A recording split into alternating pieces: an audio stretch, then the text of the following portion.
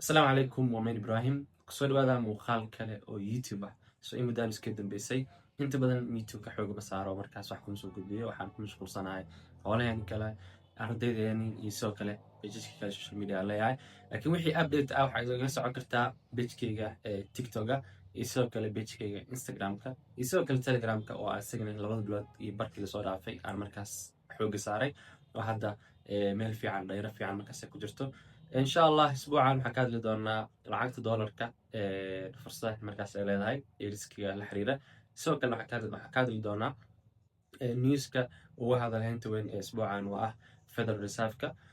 فدرال أوبن ماركت كوميتي أو بنجيا مركز لعقت دولار كا لجمع مرو أو مركز مدح وهاي نفيتش جيروم باويل أو أغنى xilidii la soo dhaafay in Donald Trump ay isku dhignaayeen xagga interest rate-ka in la jaro asigana uu lahaamay interest rate-ka adagta inaan jirno marka waxaa jirtay khudbad uu ka jeediyey Fed Symposium-ka markaas uu kaga hadlayay maxaa la yiraahdaa lacagta dollarka iyo sidoo kale dhaqaalaha warkaas laga weydiinayay su'aalo oo ka yiraahday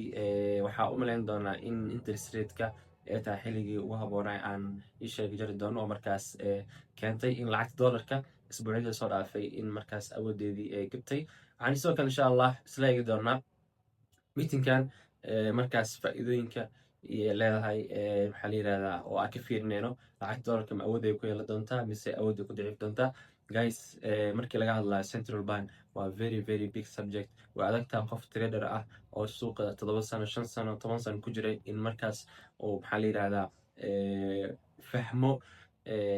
move-ka dhan iyo qaabka saxda ah markaas ee Federal Reserve-ka ay u falanqeeyaan monetary policy-gooda because waqtigii ugu badan waxaa kusoo bixiyay inaa barto fundamental trading-ka technical-ka muhiimad gaar ah oo saa weyn masiinayn sababta maanta forex soo galay waxaan helay technical-ka midka ugu fiican uga awooda badan asiga ayaan xooga sii saaray kuma mashquulin in technical-ka la aaraadiyay mar walba saa yiraahdo xitaa marba haddii aad lacag sameynaysid oo shay lacag ku sameynaysid واي أبدليسا wax lacag ku sameeyna mar insha Allah muuqaalkan inuu sii dheeraado mar rabo gudaha isla gali doona aan isla fiirin insha Allah mawduuc maanta ka hadli doono akas okay insha Allah hadda gudaha gali doona saashadka aad kirtiin basically horta xaro inaan idin sii tahay why important uu yahay isbuucan meeting-kan oo Federal Reserve guys sida ogtiin aniga waxa tiragelay inta badan fundamental trading-ka waxaan arkaynaa candlekaas weyn suuqa soo baxay in uu keenay maxaa la yidhahdaa buyers oo dhan la suuqa ah waxaa keenay halkaas candle move walbo ay samaysata lacagtaanne oo baan suuqa aado oo suuq seel soo galaayo fursad waxaa arkayna buyer suuq seel soo aado haddii soo aado waxaa arkayna fursad oo buyer marka candlekan maxaa laga hadlaa waa symposium meesha idin sheegay Jackson Hole Symposium-ka oo markaas Federal Reserve-ka uu ku sheegay in maxaa la yiraahdaa oo interest rate-ka uu hindgeli inay jiri doonaan marka taas waxaa keentay in suuqa pricing uu sii sameeyo haddii asal fiirino marka forex factory oo ah website-ka ugu isticmaalka badan hadda xagga fundamental-ka waxaan markina ogaano waxyaabaha oo important-iga ah already Federal Reserve-ka xalaane waa news-ka ugu hadalhaynta badan marka insha Allah asla fiirino waxyaabo kale markaas hadii ay jiraan of course way jiraan okay waxaa sidoo kale jiro bangiga Canada waxaa sidoo kale jiro news ka soo baxay waxaa sidoo kale jiro JPY ayadana news ka soo baxay monetary policy laakiin meesha udan leeyahay waa Federal Reserve-ka already interest rate-ka wuxuu ahay 4.5 kan hadda waxaa laga dhigayaa 4.25 adaa saadalna macnaha 25% cut in 125 la soo jiro ayay saadaasha analyst-yaasha ay muujinayaan based on market pricing-ka sida suuqa markaas oo ii sheeg pricing-ka sameynaya oo haddii aan tagno maxaa la dhahaa DXY waxaa arkaynaa si clean ah lacagta dollarka sales-ka weynaa idin sheega waa kaas candlekaas waxaa arkaynaa suuqa after that in uu maxaa la yirahdaa sell sii socday oo from there ilaa hadda suuqa meel hoose inuu jiro actually not that sales-ka weynaa waa kana waa candlekaas okay candlekaas wuxuu bixiyay waxaanoo dhaantayna oo selsa waxayna ahaayeen wax markaas aan sugayna in saas ay suuq u dhacday okay maadaama hadda marka suuq waxaa jira wax la yiraahdo pricing maxaa waa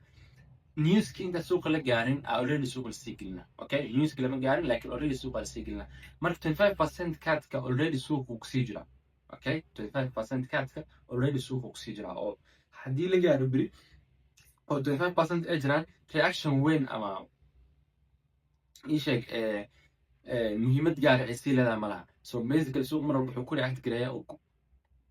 oo ku socdo trader powerful waxay tahay in suuqa wuxuu expect gareynaa wax ka weyn suuqa in laga keeno. For example hadda waxaa suuqa wuxuu expect gareynaa 25% cut in la siiyo Soomaa. So for example aan dhahnaa 50% cut la siiyo or 7.5 cut la siiyo 0.75 cut la siiyo oo meesha waxay noqotay 3.75. That's a very big cut. lacag dollarka hadee intaa iyo inta ka dhiman sales ayaa markaas ku soconaysaa. laakiin maadaama hadda 4.25 ka la filayo yes cut waaye but already suuq waa la geliyay waa la pricing gareeyay. So impactigeeda ama maxaa la yidhahdaa saameynteeda uma weynaan doonto si marka suuqa lasoo geliyo information markaas aan la filayn. Okay, meeshaas waa muhiim guys. Always waxaa la rabaa informationka suuqa oo filayo information ka duwan in tradingka fundamental ku imaado. That's why marka arkayna dad aanan fahansaneyn fundamental suuqa soo socdo. Fundamental trading wuxuu ku siinayaa guarantee ah in aad kalsooni heshay marka tradeada galayso because already waxaa ogtahay sarifka meesha aadi lahaa, waxaa ogtahay qiimaha ishay ee lacagta markaas ku sugan tahay, waxaa ogtahay monetary policy, waxaa ogtahay CPI, waxaa ogtahay anything oo lacagtaas markaas baseline waa. So marka kaliya waxaa u baahan tahay inaad heli kartid technical powerful ah oo markaas suuqa aad soo geli kartid. So basically guys inta marka week la filayo waa intaas. So ani ahaan se ugu talagelin doonaa. Basically I don't want in arc 4.25. Okay, أنا حارة والله مدينار with درت مدعس in 4.5 arco number اللي فيه exactly number كل ما على إذن arco which I don't think I don't but that's exactly what I want to see. واحد العرض هنا arco محيطها ماشي 4.25 اللي فيه هنا 4.0 قيمة. Okay 4.00 أو 50% كاتا لسمة أو 0.5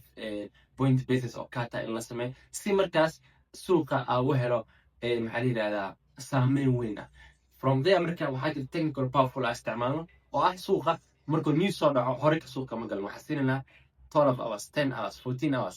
9 hours 8 hours in suuqa oo hadana dib u hawees inuu isku diyaariyo informationkii uu soo dhacay suuqa waa ingili suuqa uu daatay ama wacar taasoo arkaysi mar walba news markuu suuqa soo dhaco oo jihaha aado inta badan waa soo celiyo. Okay, because how many people expect that suuqa loo sii aad a